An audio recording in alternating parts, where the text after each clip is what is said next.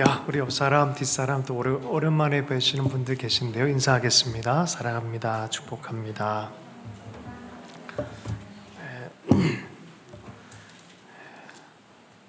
이사야서 63장 주의 백성을 인도하사 이름을 영화롭게 하셨느니라 라는 제목입니다. 저희도 이번에 앨범이 나왔잖아요. 맨 끝 제목, 끝에 노래가 Song of Revival이에요. Song of Revival의 첫 번째, 첫 구절이 이렇게 시작해요. 오랫동안 걸어두었던 수금 들고. 이게 어디서 나왔냐면은 시편 137편에서 나왔어요. 오늘 본문은 시편 137편을 이해해야 이 본문이 이해가 돼요. 시편 137편에 나가보면 이렇습니다. 포로가 돌아오는 기적 같은 이야기가 있어요. 그 이야기 전에 그 기적 같은 이야기 전에 포로 생활 가운데 하는 그 정말 아픔 가운데 있는 그 마음의 노래예요. 야, 시온의 노래를 좀 불러볼래 한번? 그걸 하나님을 예배하던 걸 내가 너희들 앞에서 그냥 유흥거리로 부를 수 없다. 나는 그 노래를 잊을 수는 없지만 이런 식으로 부를 수는 없다. 이런 마음이에요. 거기 보면은 1절 2절 우리가 바벨론의 여러 강변에서 앉아서 시온을 기억하며 울었도다. 그 중에 버드나무에 우리가 우리의 수금을 걸었나니. 수금을 걸어둔 거예요. 내가 그냥 함부로 부를 수 있는 노래가 아니다. 그러나 이걸 잊을 수는 없다. 이랬는데 7절에 보면은 이런 말씀이 있어요. 여호와여 예루살렘이 멸망하던 날을 기억하시고 에돔 자손을 치소서. 누굴 치라고요? 에돔 자손을 치소서. 그들의 말이 헐어버리라 헐어버리라 그 기초까지 헐어버리라 하였나이다. 아니 그래도 에서면은 야곱의 후손이잖아요. 저기 야곱과 형 동생 사이잖아요. 그죠? 친족 중에 하나예요. 에서 에돔 이렇게 가는 거예요. 에돔이 아니 친족인데 친족이 무너지고 예루살렘이 무너지는데 그 뒤에 도와주지 못할 망정 거기다 어떻게 해요? 야 완전히 다 헐어버려라. 완전히 다 헐어버려라. 주님은 구원의 하나님과 동시에 심판의 하나님이십니다. 이제 1절로 들어가면 이게 이해가 돼요. 이제 1절 말씀을 한번 읽어보겠습니다. 시작. 에돔에서 오며 홍의를 입고 보스라에서 오는 이가 누구뇨? 그 화려한 의복 큰 능력으로 걷는 자가 누구뇨? 그는 내니 의를 말하는 자와 구원하기에 능한 자라. 에돔에서 어떻게 됩니까? 오는 자 누구며 붉은 옷을 입고 보스라에서 오는 자. 에돔의 수도가 이름이 뭔지 아십니까? 보스라예요. 보스라. 포도가 많이 생산되어지고요. 실제로 그쪽 지역에 가면 붉은 토양들도 많이 있고요. 그러다 보니까 포도 밟을 때 보면은 막 포도가 생산되는 그런 어떤 묘사 형태로 해서 하나님이 오시는데 붉은 옷을 입고 오는 거예요. 구원을 행하시는 하나님으로 걸어오는 거예요. 또 자문자답하듯이 얘기하는 거예요. 도대체 누구지? 누가 저렇게 붉은 옷을 입고 오지? 그랬더니 의를 행하시는, 구원을 행하시는 2절 말씀. 어찌하여 내 의복이 붉으며 내 옷이 포도주 틀을 밟는 자 같으뇨? 자문자답하는 거예요. 아니 어떻게 이렇게 붉게 물들었습니까? 했더니 3절 말씀 읽어보겠습니다. 시작. 만민 중에 나와 함께한 자가 없이 내가 홀로 포도주 틀을 밟았는데 내가 노함을 인하여 무리를 밟았고 분함을 인하여 짓밟았으므로 그들의 선혈이 내 옷에 띄어 내 의복이 다 더럽혔으니. 그냥 포도주 틀을 밟고 오는 게 아니라 심판하시고 오는 거예요. 에돔을 심판하시고 오는 거예요. 여러분 이 에돔은 그 에돔 나라만 얘기하는 게 아니라 에돔과 같은 사람들, 하나님과 사람을 사랑하지 못하는 그런 사람들. 여러분 우리는 에돔같이 되면 큰일 납니다. 남들이 아무리 악하고 아무리 내가 싫어하는 사람이 넘어져도요 일으켜줘야 돼요. 아멘? 안 그러면은 우리도 에돔과에 들어갈 수 있어요. 4절 말씀 한번 읽어보겠습니다. 시작. 이는 내 원수 갚는 날이 내 마음에 있고 내 구속할 해가 왔으나 5절이요 내가 본즉 도와주는 자도 없고 붙들어주는 자도 없으므로 이상히 여겨 내 팔이 나를 구원하며 내 분이 나를 붙들었음이라. 주님께서 원수 갚을 때가 됐다라고 말해요. 여러분 원수 갚는 것과 하나님의 사람들에게는 구속할 해예요. 할렐루야. 이거 잘 알으셔야 돼요. 동전의 양면처럼 있어요. 하나님의 구원은 하나님을 믿지 않는 세상을 향해서는 심판입니다. 심판과 구원은 동전의 양면과 같아요.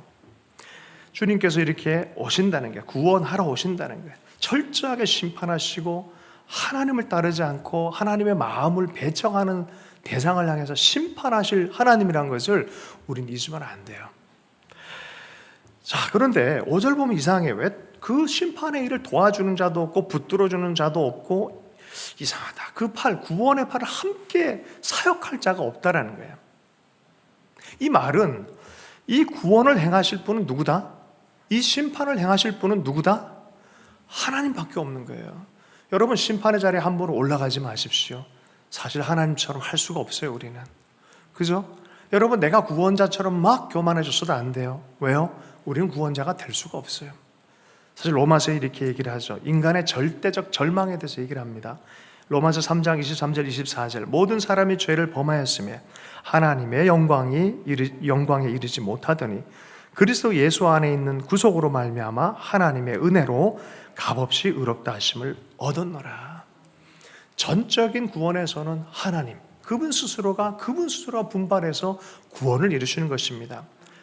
6절 말씀을 읽어보면요, 이 하나님의 심판과 구원의 영역은 이스라엘만 해당되는 것이 아니라 모든 만민 가운데 있는 그런 구원과 심판이라는 것을 보여주고 있습니다. 6절 말씀을 읽어보겠습니다. 시작. 내가 노함을 인하여 만민을 밟았으며 내가 분함을 인하여 그들을 취케하고 그들의 선혈로 땅에 쏟아지게 하였느니라. 주님은 언젠가는 만민을 향한 심판주로 오시겠다라고 말씀하셨습니다. 여러분, 오늘 이 본문 6절까지 말씀을 통해서 잘 생각해 봐야 돼요. 우리 안에 에돔 같은 심령은 없는지, 경쟁하고 또 뒤에서 칼을 꽂고 이런 배신의 일들, 이런 것은 없는지. 여러분, 성경은 이래요. 원수가 줄인 건 어떻게 하라? 어떻게 하라? 먹이라라고 말했어요. 먹이라고. 로마서 12장 19절의 말씀입니다. 사랑하는 자들아, 너희가 친히 원수를 갚지 말고 하나님의 진노하심에 맡기라. 기록되었으되 원수 갚는 것이 누구한테 있으니? 내게 있으니 내가 갚으리라고 주께서 말씀하시니라. 원수는 누가 갚으신다? 네, 하나님이 하시는 거예요. 원하는 누가 풀어주신다? 하나님이 풀어주신다. 자꾸 내가 풀려는 거 있으면요, 그거 자꾸 스스로가 교만해지기 시작하는 게 위험합니다. 우리도 어느 순간에 엉뚱한 짓을 할 가능성이 큽니다. 원수 갚음이 하나님 안에 있으면, 그럼 나는 어떻게 해야 돼요? 그럼 나는, 이 답답한 나는 어떻게 하면 좋아요? 할렐루야. 주님이 이렇게 얘기하셨어요. 너희는 용서하라. 용서하라. 원수 갚지 말고 용서하라. 히로시마에서 원폭이 터졌답니다. 학교 선생님 하던 여선생님이 그날 아침에 성경 묵상을 하고 있는데 폭탄이 터졌는데 집안 전체가 다 날아가 버리고 주변에 사람 다 죽었고 자기 부모들도 죽고 다 죽은 거예요.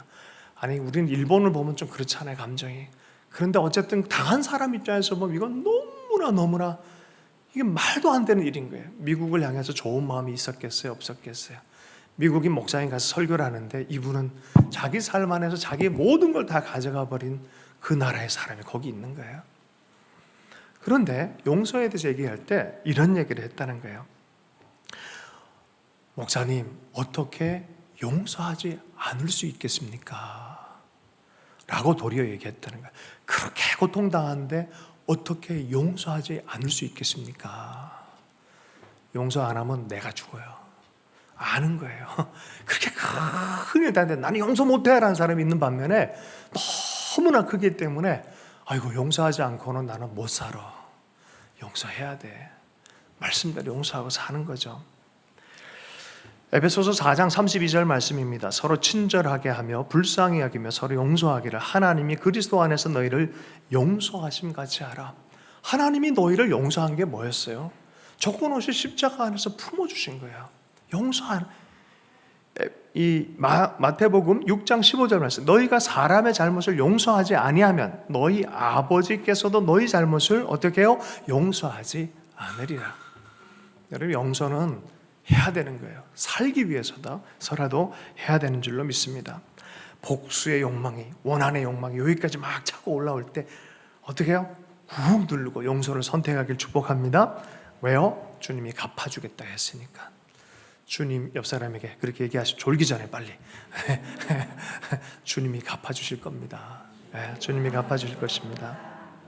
하나님의 섭리와 주권을 인정해 드려야 돼요. 우리가 힘 가지고 내가 직접 용서하고 내가 직접 원수를 갚고 막 그랬다가는 하나님의 도리어 심판 대상이 돼 있어요. 위험합니다. 위험해요. 우리가 받은 용서는 예수님이 비유하길 이렇게 얘기했어요. 1만 달란트를 용서함 받았다라고 해요. 1만 달란트를 용서함 받은 내가 밖에 나가지고 한 데나리온을 빚진 녀석을 멱살을 확 잡는 거예요. 여러분 아시죠? 한 데나리온은 그때 노동자의 일을 거예요. 이번에 보니까 법 중에 1만 원으로 하루 일당을 할 거냐 마냐 뭐 이런 법을 이렇게 할 거냐 말 거냐 뭐 이런 얘기가 있더라고요. 뭐 10,000원이라 쳐보십시다. 1데나리온은 하루 품삯이었어요. 1만 달란트는 몇 데나리온? 달란트는 몇 데나리온인지 아세요? 달란트 1달란트 1만이 아니라 1달란트 1달란트는 6천 데나리온이에요. 6천일 동안 여러분 근데 이게 1달란트예요. 근데 1만 달란트는 얼마겠어요? 6천 곱하기 1만을 하는 거예요. 이게 연도수로 하면 16만 년. 몇 년? 16만 년. 이거를 탕감받은 사람이 하루치 때문에 목을 확 잡아서 하면 그 하나님이 용서받은 모든 게 제로가 돼버린다는 거예요. 너 다시 들어와. 너 그러면 안 돼. 우리는 어떻게 용서함 받은 사람들이라고요? 1만 달란트 용서함 받은 사람들. 그러므로 용서 못할 게 어딨냐는 거예요. 주님의 목숨을 주고 우리를 탕감해 주셨는데, 용서해 주시고 그 사랑을 흘려 보냈는데, 여러분 오늘 웬만하면 아니라 의지적으로 이 마음을 씻어낼 수 있길 축복합니다. 하나님께 올려드려야 돼요. 7절 8절 말씀을 한번 읽어보겠습니다. 시작. 내가 여호와께서 우리에게 베푸신 모든 자비와 그 찬송을 말하며 그 긍휼을 따라 그 많은 자비를 따라 이스라엘 집에 베푸신 큰 은총을 말하리라. 여호와께서 말씀하시되 그들은 실로 나의 백성이요 거짓을 행치 아니하는 자녀라 하시고 그들의 구원자가 되사 그들의 모든 환난에 동참하사 자기 앞에 사자로 그들을 구원하시며 그 사랑과 그 긍휼로 그들을 구속하시고 옛적 모든 날에 그들을 드시며 안으셨으나. 이스라엘의 과거를 생각하니까 베푸신 은총에 대해서 얘기를 하는 거예요. 너무나 큰 은혜, 긍휼과 자비와 베푸신 큰 은혜가 늘 있어서 그 구원이 늘 있었던 거예요. 나의 백성이라 그러고 거짓을 행치 않은 거룩함을 사모하는 백성이었고, 왜요? 하나님의 구원자가 늘 되시니까, 늘 넘어지면 일으켜주는 분이 계시니까. 시편에 하나님이 이렇게 얘기해요. 넘어진 자를 붙드시고 비굴한 자를 일으키시는 분이라 그래요. 어떻게든지 매 순간마다 날마다의 구원을 주시고 또 붙들어 주시고 또 일으키시는 하나님이시라는 거예요. 자, 그런데 이 하나님을 우리는 어떻게 했다라고 하냐면 이스라엘이 배반했다 얘기를 해요. 반역했다고 얘기를 합니다. 여러분, 하나님의 은혜와 긍휼과 은총을 받은 자들이 그 역사를 기억한다면, 잘 기억한다면 그러야 할 수는 없을 텐데 그를 반역했다라고 말합니다. 이걸 뭐라 그래요? 은혜는 듬뿍 받았는데 이걸 딱 배반한 걸 뭐라 그래요? 통과. 10절 말씀을 읽어보겠습니다. 시작. 그들이 반역하여 주의 성신을 근심하였으므로 그가 돌이켜 그들의 대적이 되사 친히 그들을 치셨으니. 은혜를 듬뿍 받았지만 반역을 했다는 거예요. 눈을 하나님 대신 딴 데 돌렸다는 겁니다. 그래서 성령을 근심하게 했다는 거예요. 9절의 말씀에 보면 이런 구절에서 자기 앞에 사자를 두셔서 그들을 구원하시며 라는 표현이 있는데, 요거는 IBF 성경 주석을 이렇게 보면은 이게 원문으로 좀 들어가면 출애굽기 23장에 이 출애굽할 때 나타난 천사에 대한 얘기도 있어요. 하나님의 이름을 두시려는 하나님의 사자. 이건 성자 예수님에 대한 얘기를 하는 거예요. 여기 보세요. 이사야서인데 성신, 곧 성령에 대한 얘기를 하고, 9절에 예수 그리스도에 대해서 얘기를 하고 구원하신 하나님 아버지에 대해서 얘기를 하는 거예요. 이미 이사야서의 성부, 성자, 성령 삼위일체 하나님에 대한 그 관계성에 대해서 얘기를 합니다. 이 백성은 어떤 백성이다? 이 하나님과 교제 나누고 사는 백성인데 이게 눈이 다른데 돌아가는 거예요. 구원을 지키지 못해 구원하신 하나님을 마음을 온전히 신뢰하지 않고 다른 데 눈을 돌리자마자 성령이 근심하는 거예요. 여러분, 성령을 근심하게 하지 않길 축복합니다. 출애굽기 23장 30절, 20절, 21절입니다. 내가 사자를 내 앞서 보내어 길에서 너를 보호하며 너로 내가 예비한 곳에 이르게 하리니 너희는 삼가 그 목소리를 청정하고 그를 노렵게 하지 마라. 그가 너희 허물을 사하지 아니할 것은 내 이름이 그에게 있습니다. 여러분, 예수 그리스도를 향한 신뢰를 저버리면 모든 소망이 끝납니다. 끝까지 그분을 향한, 그 이름을 향해서 신뢰를 가지시길 축복합니다. 그리할 때 성령은 떠나지 않아요. 그리할 때 성령은 계속 역사하는 거예요. 그러나 그 구원하신 그 하나님을 외면하기 시작할 때 성령이 근심하십니다. 에베소 4장 30절 말씀입니다. 하나님의 성령을 근심하게 하지 말라. 데살로니가전서 5장 19절 말씀입니다. 성령을 소멸치 말라. 성령을 깨뜨리고 소멸하고 없애버리고 하는 주님이 어디 사라지시는 분입니까? 그렇지 않아요. 그러나 내가 주파수 안 맞으면 사라지는 것처럼 보여요. 하나님의 역사가 사라져버리는 거예요. 여러분, 성령을 소멸하지 않길 축복합니다. 근심케 해서는 안 돼요. 주님을 계속 붙들어야 돼요. 우리는요, 가지에 붙어 있어야 열매 맺는 자입니다. 자꾸 다른 데로 이렇게 눈 돌리면 성령이 근심하고 성령의 은혜를 베풀지 않고 능력을 베푸지 않으면 여러분, 이거는 아무것도 아닌 게 되어버려요. 순간적으로 아무것도 아닌 게 되는 거예요. 보세요. 13절 말씀, 11절부터 13절까지 말씀을 읽습니다. 시작. 백성이 옛적 모세의 날을 추억하여 가로되 백성과 양무리의 목자를 바다에서 올라오게 하신 자가 이제 어디 계시뇨? 그 영광의 팔을 모세의 오른손과 함께 하시며 그 이름을 영영케 하려 하사 그들 앞에서 물로 갈라지게 하시고 그들을 가품으로 인도하시되 말이 광야에 행함같이 넘어지지 않게 하신 자가 이제 어디 계시뇨? 아니, 어떻게 바다를 걷는데 말이 안 넘어질 수 있냐는 소리예요. 너 그때 안 넘어진 게 뭔지 아니? 성령이 도우신 거야. 너 그때 안 넘어지고 놀라운 기적처럼 살았던 게 뭔지 아니? 하나님의 은혜 때문이야. 이 성령의 역사 때문에 여기까지 왔는데 네가 어쩌다가 이렇게 잘못된 길을 갔냐라고 양심이 민감할 거에 대해서 다시 흔들고 있는 거예요. 14절 말씀. 그래서 여호와의 신, 성령에 대해서 또 얘기하시는 거예요. 함께 읽어보겠습니다. 시작. 여호와의 신이 그들로 골짜기로 내려가는 가축같이 편히 쉬게 하셨도다. 주께서 이같이 주의 백성을 인도하사 이름을 영화롭게 하셨나이다. 주님이 어떻게 인도하셨다고요? 여호와의 신, 성령을 통해 인도하셨다고 말합니다. 여러분, 성령 충만하십시오. 우리 옆 사람에게 성령 충만하십시오. 성령 충만해야 돼요. 성령 충만해야 돼요. 하나님의 성령이 도와주셔야 돼요. 제가 생각보다 아주 이 대학을 많이 떨어진 거 아시죠? 근데 주님이 난 진짜 돌머리인 줄 알았어요. 그런데 정말 하나님의 성령님이 도와주기 시작하니까 말도 안 되는 지혜가 있다는 걸 내 자존감이 올라가더라고요. 오, 내게도 이런 지혜가. 그래서 놀랐습니다. 성령이 도와주셔야 돼요. 우린 그렇게 살아야 돼요. 다 죽을 것 같더라도 성령이 도와주시면 이상하게 살아날 역사가 일어나고 지혜가 생기기 시작하는 줄로 믿습니다. 그러므로 우리가 말씀과 기도 가운데 우리가 누군지에 대한 정체성을 잃어버리지 않고 구원한 하나님이 구원자이신 백성이요, 양이란 정체성, 하나님이 나를 사랑하시는 십자가 안에 사랑하는 그 자녀의 정체성을 잃어버리면 안 되는 줄로 믿습니다. 이 정체성이 흔들리면 큰일 나요. 내가 누구다? 하나님의 기르시는 양이다. 아멘. 하나님은 내 구원자가 되신다. 이거 흔들리면 큰일 납니다. 골로새서 1장 23절의 말씀이에요. 만일 너희가 믿음에 거하고 터 위에 굳게 서서, 여기서 믿음에 거한다는 소리는 그 20절과 22절에 보면 원수된 우리를, 하나님과 원수된 우리를 십자가로 화목해 하신 예수의 십자가 사역을 얘기하는 거예요. 이 믿음 안에 거하고 그 위에 굳게 서서 너희의 들은 바 복음의 소망에 흔들리지 아니하면 그리하리라. 이 복음은 천하 만민에게 전파된 바요 나 바울은 이 복음의 일꾼이 되었노라. 여러분, 정체성 흔들리면 끝납니다. 정체성 무척 중요해요. 내가 누군지에 대해서 흔들리면 안 되는 거예요. 예수님 안에 내가 누군지에 대해서 절대로 흔들리면 안 돼요. 아멘.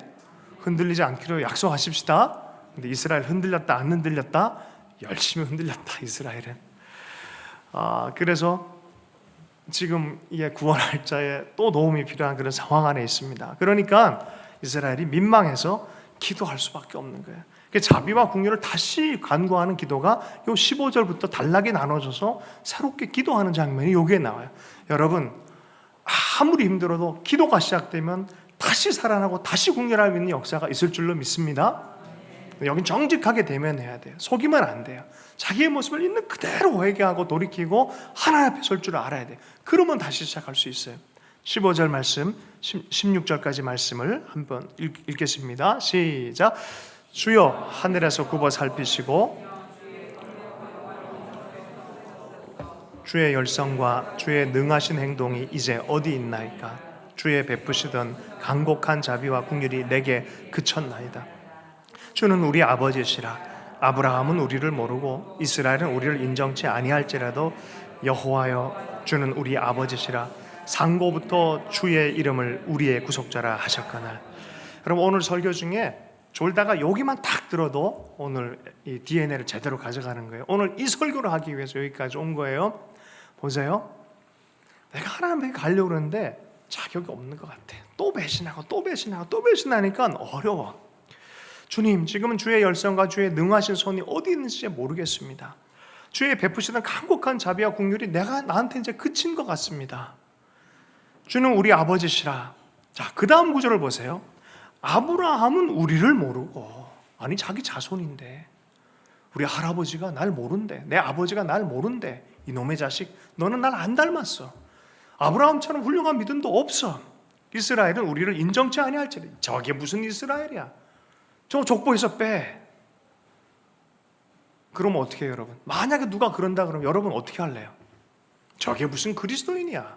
그럴 때 여러분 어떻게 할래요? 정체성이 막 흔들리지 않겠어요? 강하게 얘기하면 그 사람이 확 눌려가지고 그렇게 믿어. 여기서 보세요. 어떻게 합니까? 우리를 인정하지 아니할지라도, 그 다음 중요해요. 여호와여 주는 우리 아버지시라. 여기에 소망이 있어요. 하나님, 나는 성실하지 못하지만 우리 하나님 구원자이시고 성실하신 분입니다. 여기에 우리의 소망이 있어요. 여러분, 탕자가 깨달은 게 그거예요. 돌아와 보려니까 자격이 없어. 뭘 해야, 아버지 앞에 어떻게 가? 아버지가 다 뜯어가고 또 허랑방탕해서 가는데, 근데 왠지 모르게 아버지 집에 가면 살 것 같아. 아버지 집에 가면 살 것 같아. 나를 어떻게 대하시는지 아버지 집에 가면 살 것 같아. 탕자가 깨달았어요. 딴 사람은 나를 영접하지 않을지라도 하나님은 나를 영접하실 거다. 아버지는 나를 영접하실 거다. 그 믿음이에요. 다윗이 이걸 알았어요. 아버지는 나를 버려도 하나님 나를 영접하시리니. 여러분, 이게 우리 정체성의 근원이 돼야 돼요. 하나님은 절대로 우리를 버리시는 분이 아니신 줄로 믿습니다. 하나님은 나의 하나님이십니다. 내 구원의 하나님이십니다. 따라서 하겠습니다. 주님은 우리 아버지이십니다. 흔들릴 때마다 계속 외우세요. 아침 저녁으로 주님은 내 구속자입니다. 내 하나님이십니다. 나는 하나님이 계십니다. 17절 말씀을 읽습니다. 함께 읽겠습니다. 시작. 여호와여 어찌하여 우리로 주의 길에서 떠나게 하시며 우리의 마음을 강팍해 하사 주를 경외하지 않게 하시나이까. 원컨대 주의 종들 곧 주의 사업인 지파들을 위하여 돌아오시옵소서. 이상한 얘기를 해요. 하나님, 왜 내 마음을 이렇게 강팍하게 하셨습니까? 주님이 죄를 범하게 하려고는 죄를 범하게 하는 분은 아니지만 때로는 하나님이 강팍하게 내버려 두세요. 여러분, 이 지옥도 있고 천국도 있어요. 뭘 아냐면 현재적인 태도를 보면 알아요. 이미 마음이 강팍해진 자는 이미 지옥을 살고 있어요. 주님과 연합해서 주의 사랑 안에 사는 자들은 이미 천국을 맛보고 사는 자들이에요. 천국, 지옥이요 따로 있는 게 따로 또 있어요. 있지만 그게 어떻게 드러난다? 현재적으로 여러분 경험할 수 있어요. 여러분 지금 지옥과 연결돼 살아가십니까? 천국과 연결돼서 살아가십니까? 주님이 내버려 둘 때가 있어요. 관여 안 해요. 네 알아서 해라. 여러분 이게 저주이고 심판의 근원이라는 거예요. 로마서 말씀입니다. 로마서 1장 28절 말씀입니다. 저희가 마음에 하나님 두기를 싫어하며 하나님께서 저희를 그 상실한 마음대로 내버려 두사 합당치 못한 일을 하게 하셨으니 쟤 왜 저러는지 모르겠다 하는데 계속 그걸 내버려둬. 몇 번 얘기하다가 안 들으면 내버려둬. 여러분 주님이 말씀할 때 들어야 돼요. 양심이 민감해서 돌아올 게 딱 돌아와야 돼요. 안 그러면은 내버려두고 내버려둠을 당하면은 심판으로 가는 거예요. 그래서 강박한 것과 반대는 무엇이냐면 바로 하나님의 사랑의 시각, 믿음 안에서 하나님의 감격함 가운데 늘 충만한 감사의 마음, 나를 구원하신 그분 때문에 감격하는 거예요. 그것의 가장 중심에 대한 마음은 바로 하나님을 경외하는 마음이에요. 하나님을 경외하는 마음이에요. 18절, 19절 말씀을 읽습니다. 시작. 주의 거룩한 백성이 땅을 차지한 지 오래지 아니하여서 우리의 대적이 주의 성소를 유린하였사오니 우리는 주의 다스림을 받지 못한 자 같으며 주의 이름을 칭함을 받지 못한 자 같이 되었나이다. 주님 돌아와 주십시오. 돌아와 주십시오. 우리가 또 교만해져서 또 다스림을 받지 못하고 또 허물어진 자와 같습니다 라고 정직하게 자기 마음을 점검하면서 기도하기 시작합니다. 여러분 이 기도는 다음 장에 보면 부흥으로 연결되어져요. 이 60장 이후로 보면 일어나라 빛을 발하는데 이 구원과 심판이 계속 왔다 갔다 하면서 주님이 행하시는 것이에요. 결국 하나님의 사람들 가운데 큰 부흥으로 인도하기 위한 하나님의 장치가 되어집니다. 은혜를 받고 구원받은 이의 정체성을 꼭 붙들길 축복합니다. 오늘 말씀의 가장 중심은 우리의 정체성이 무엇인지 흔들리지 말고 잃어버리지 않는 것입니다. 제임스 파울러라는 분이 변화하는 시대를 위한 기독교 교육에서 이런 얘기를 했어요. 정체성의 중심이 확고히 세워지면 우리는 위험을 무릅쓰고 다른 사람들과 깊게 관계해지는 것이 가능해진다. 정체성의 중심이 약해질 때는 모든 것이 위협이 된다는 거예요. 왜 자꾸 세상에 두려운 줄 아십니까? 정체성이 흔들려서 그래요. 위협을 당해서 그래요. 우리는 낮은 차원, 정체성이 강해지면요, 이런 두려운 마음들이 사라져요. 용기 있게 되어지고 아울리치를 하기 시작하고 앞으로 나갈 용기가 생기는 거예요. 그런데 정체성이 약해지면 자꾸 두려운 마음이 채워져요. 낮은 두려움이 생겨요. 오대원 목사님이 이런 걸 낮은 두려움이라 그랬어요. 그럼 높은 두려움은 뭐냐? 아까 제가 답을 얘기했어요. 높은 차원의 두려움은 바로 하나님을 경외하는 마음이라는 거예요. 진짜 두려워해야 될 게 있으면 하나님을 두려워할 줄 알아야 된다는 거예요. 엉뚱한 것을 두려워할 것이 아니라 살아계신 하나님을 두려워할 줄 알아야 된다는 거예요. 하나님을 경외하는 것은 모든 죄와 악으로부터 돌아서서 하나님께서 미워하는 악을 미워하고 하나님께서 사랑하시는 모든 것, 즉 온 세상을 만민을 사랑한 것을 의미한다라고 말하고 있습니다. 잠언 8장 13절 말씀입니다. 여호와를 경외하는 것은 악을 미워하는 것이다. 나는 교만과 거만과 악한 행실과 패역한 입을 미워하느니라. 여호와를 경외하는 것 뭐요? 떠나는 거예요. 악에서. 악을 여러 환경을 두려워하면서 하나님을 함부로 대할 것이 아니라 하나님을 경외함으로 악에서 떠나는 거예요. 여러분 요 구절만 보면은 야 요게 뭘까 하는데 잠언요 8장 부분을 오늘 집에 가셔서 쭉 보세요. 안 읽을 것 같으니 제가 얘기해 드릴게요. 쭉 보면 어떤 내용이 있냐면 놀라운 삶의 원리가 있어요. 하나님의 축복의 원리가 여기 숨어져 있습니다. 하나님께 지식이 있고 명철이 있고 능력이 있다는 거예요. 나로 말미암아 하나님이 재상과 존귀한 자 세상의 모든 재판관들이 다스린다.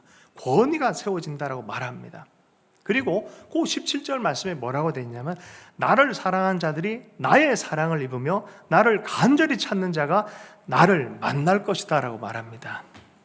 사랑받고 하나님과 직접적으로 동행하고 이 마음 뜨거운 삶을 오늘 내가 살아갈 수 있다는 거예요. 어떠세요? 어떠세요? 그 마음 잃어버리고 저번에도 얘기했지만 그냥 내 세속적인 욕망을 따라 사실래요? 1,000억 가지고 사실래요? 아이 뭐 그거 괜찮네. 뭐 이 하나님에 대해서 뭐 없어도 내 인생 편안한데. 자, 제가 어떤 사역자 얘기를 듣고 참 깜짝 놀랐어요. 우리 안에 묘한 베베 꼬는 마음이 있다라는 거야. 이게 뭐였냐면 예수 잘 믿는 사람이 세상적으로 잘 나가지만 예수 안 믿는 사람을 향해서 베베 꼬인 에돔 같은 마음이 있다는 거야. 그게 무슨 마음이냐? 이런 마음이라는 거야. 그래, 잘 나가봐야 40년이다.